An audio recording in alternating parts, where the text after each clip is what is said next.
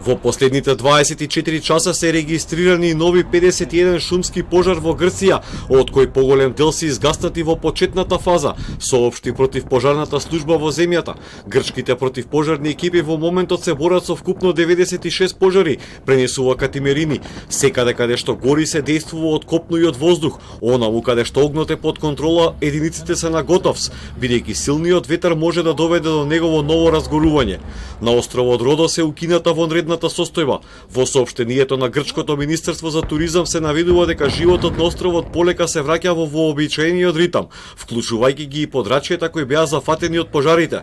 Се уште е напнато во Ситонија на Крв и на Евија и на други места каде огнот не е ставен под контрола.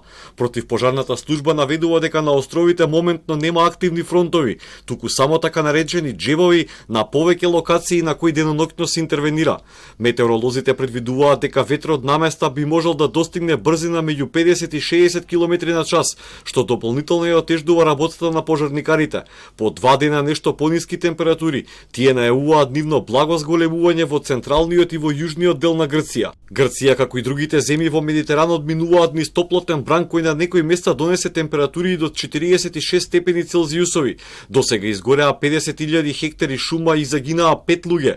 Поради пожарите беа спроведени неколку акции за спасување, при што само од островот Родос минатиот викенд беа евакуирани 20.000 луѓе. Пожарите во Грција продуцираа и оставка. Грчкиот министер за заштита на граѓаните Нотис Митаракис, во чиј ресор е и полицијата, во петокот мораше да ја напушти функцијата откако во јавноста се дозна дека заминал на одмор во екот на борбата со пожарите.